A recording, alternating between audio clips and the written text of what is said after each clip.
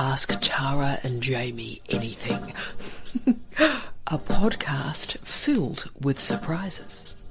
Hello, I'm Tara Brabazon, and I am with the legendary Jamie Quinton, and of course I'm using his expertise once more. But this comes via request, this particular discussion we're having, from the legendary Naj. Hello, Naj.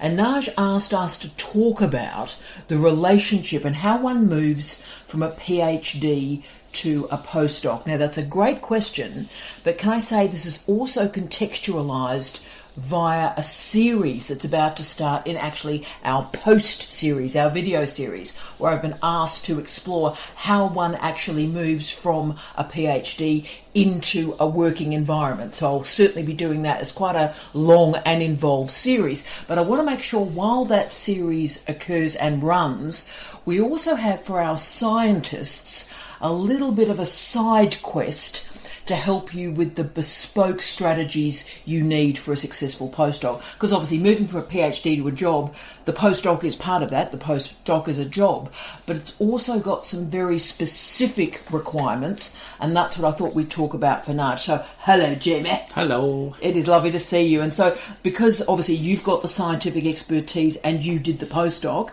and people in my disciplines don't or rarely go down that path, could you tell us a little bit about the skills from the doctorate that you found most useful and most applicable when you moved into your postdoc position?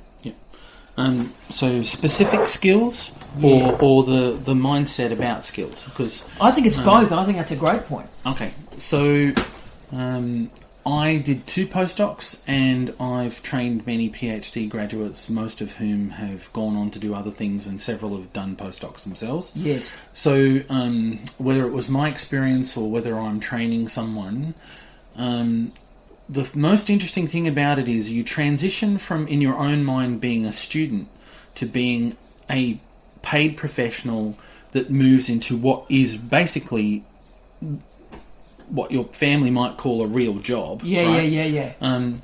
But you're employed. When you go for a postdoc, you want to be employed for your skills as a professional in your area of expertise, or you want to translate some of the skills you develop during your PhD into another area. I probably know as many people who have translated into something else as stayed into their field of expertise and managed to continue working in their field of expertise. But from a postdoc's point of view, your employer wants to hire someone who can run a research project. So you've already done one, you've done a PhD. So they want an autonomous person. They don't want someone who they have to supervise and guide everywhere. Micromanage. Especially micromanage, right? They want someone who can take the ball and run with it and run a research program. And most of the time, postdoc positions are funded by some form of research program. So you have to be able to plug in to that program. And in terms of the skills you need to be able to research independently, design, implement investigations, do the analysis, and research to outcomes. Your employer in a postdoc has an investment in you to actually develop research outcomes, and they might exert a bit of pressure on you to get it done, but that's not something you can immediately do. You have to build up the momentum, you have to build up the knowledge, you have to build up the expertise, you have to do a ton of reading, do a fair amount of writing, and become an expert in a field that may be what you did your PhD in. It may be on the edge of it, it might even be a new area, and it will take time. So the skills that matter are the perseverance and the ability to get on with it that they're really looking for. Because most of the outputs don't take place straight away. They happen 6 months in, 12 months in. So the second year of the postdoc is actually the one that matters, and that's the one where you need to focus on your productivity. And see, that's amazing to me. That, to my ears, that sounds a very, very big jump, right? If you translate this into other disciplines, you go into, say, a balanced role. Say you move into a lowly level lectureship, right, from your PhD. and teaching and research. You're really, in many ways, continuing what you've already done. So you were a tutor, you've run seminars, you've done the occasional lecture, and all of a sudden you're then doing that, but you're doing more of it. Same thing with you've done your own PhD, your own research project, and then you're writing your own article. So it's much more incremental.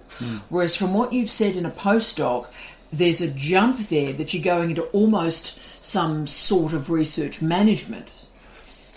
Kind of. Well, of course, when you're a PhD student, you do have the luxury of being able to explore a little bit.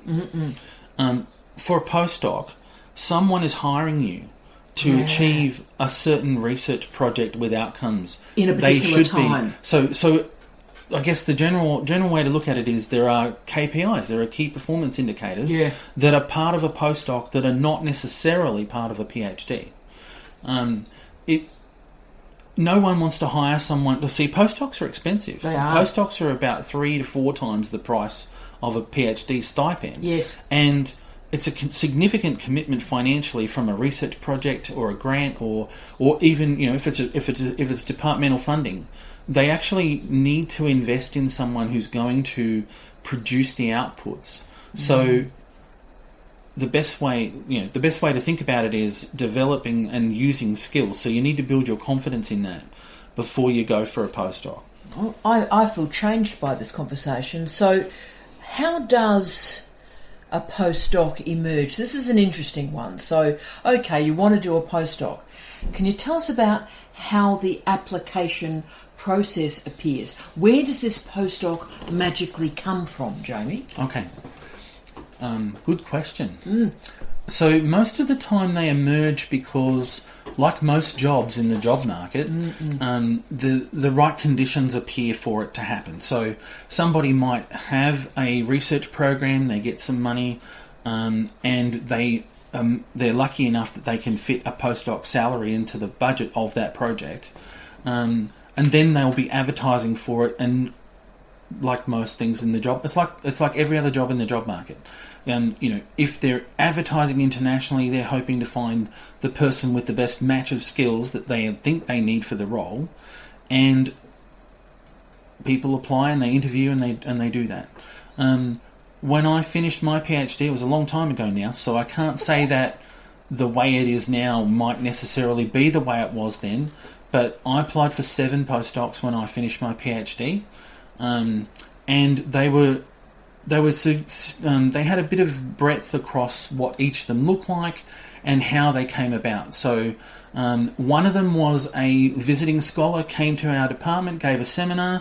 I asked them a few questions in their seminar. I had a conversation about their research, and then they tried to measure my skill set against what their project was that they were trying to put in, and they wanted to name me as an applicant on their grant application.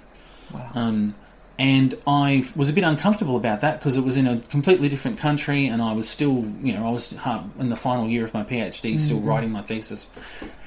And I felt a bit uncomfortable committing to a project in another country when I myself had my thesis and my deadlines and things to meet. Yes.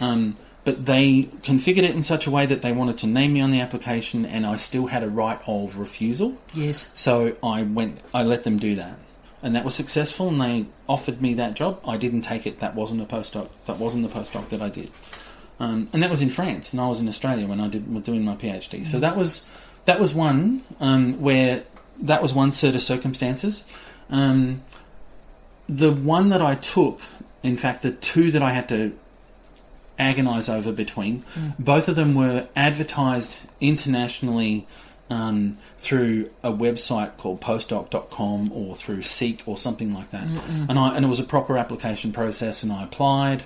I had an interview with each person, and again, they were trying to measure the background and the skill set, but the one skill that they cared about the most was that they could have someone they could trust to run a research program and lead it.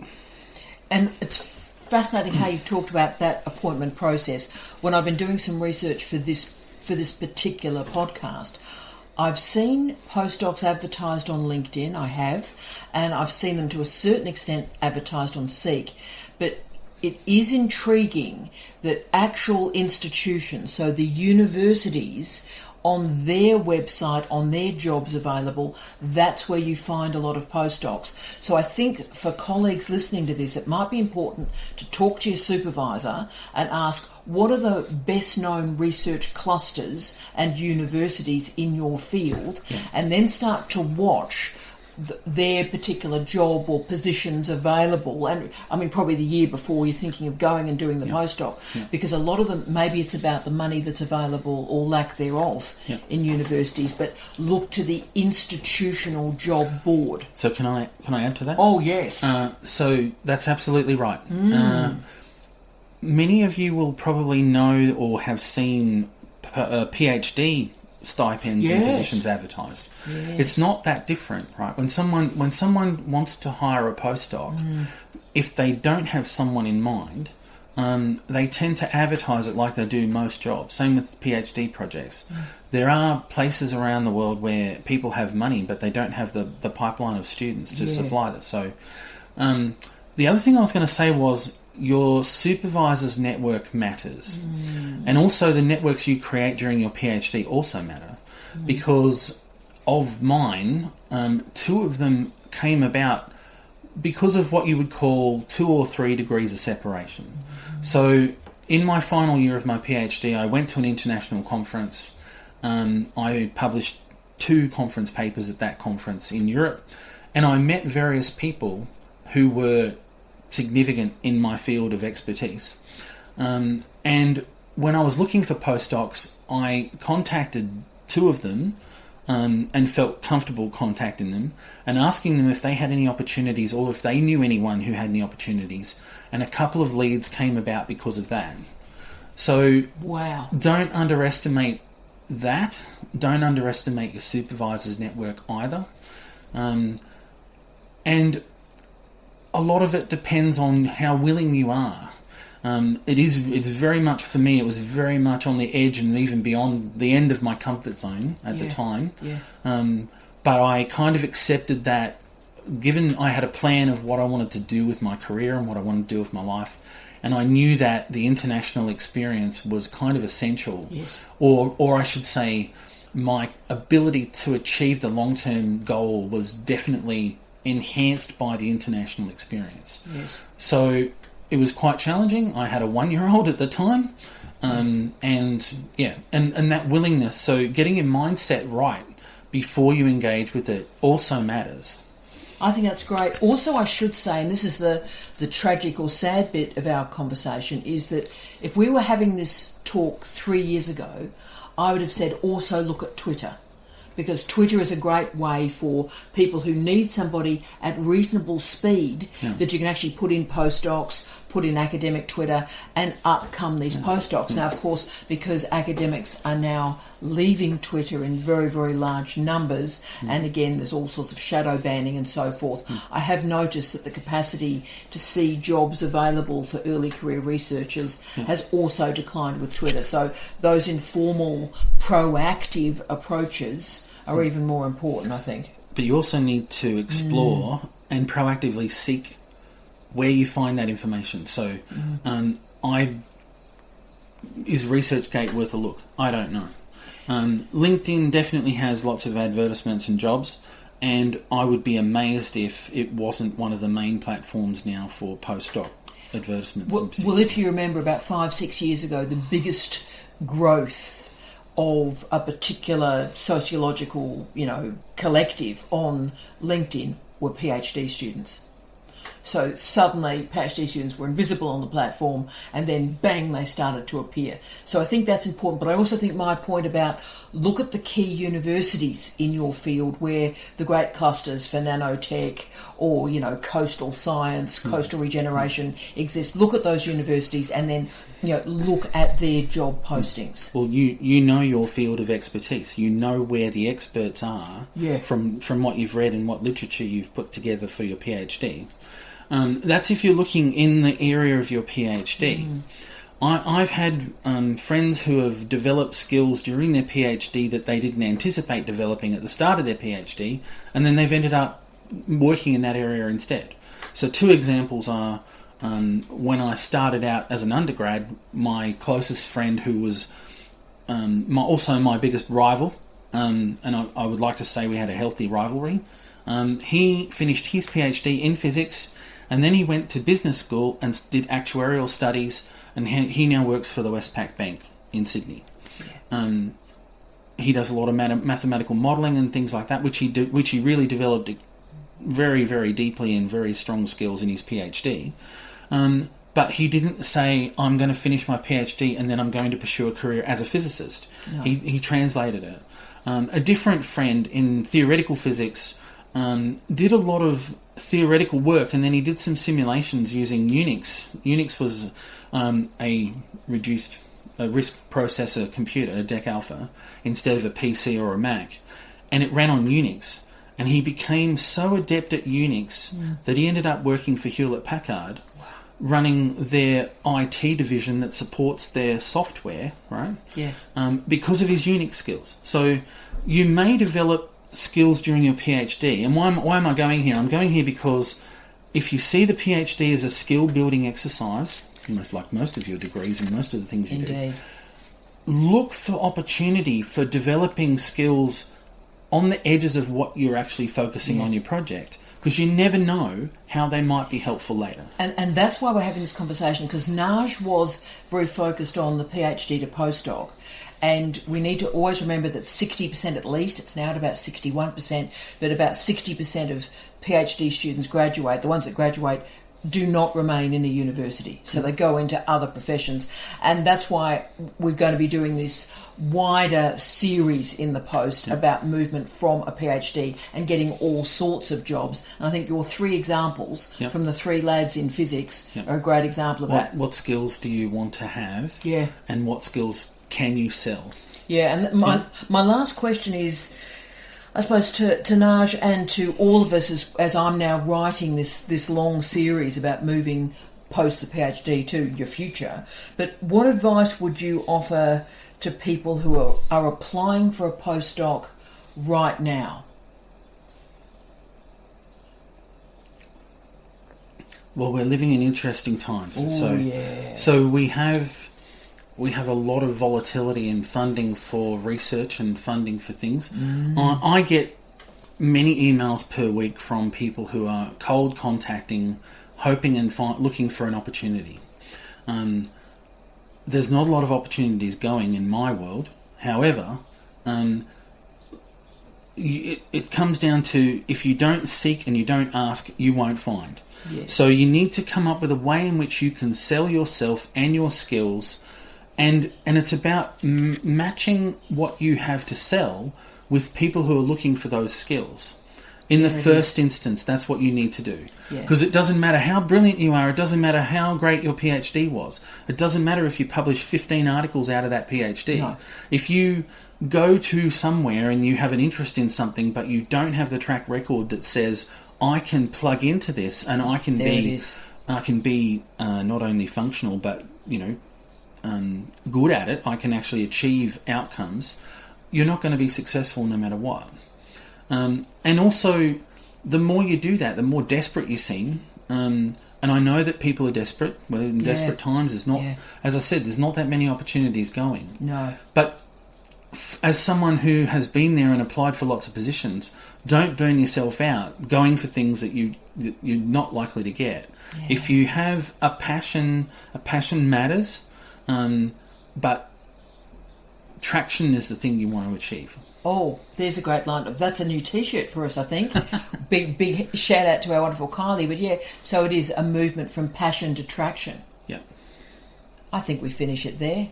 So, Naj, you are wonderful. I hope that was useful. I hope that was helpful, Naj. You're a rock star. And just hang in there. As I said, there's going to be a series that we're going to walk to the lounge room now and I'm going to plan this one out for you. So there's going to be a step-by-step guide moving beyond a PhD. But all the way through, we might do little podcasts like this. If I think there's not enough attention to our scientists, we'll do a little side quest to make sure they're getting attention as well.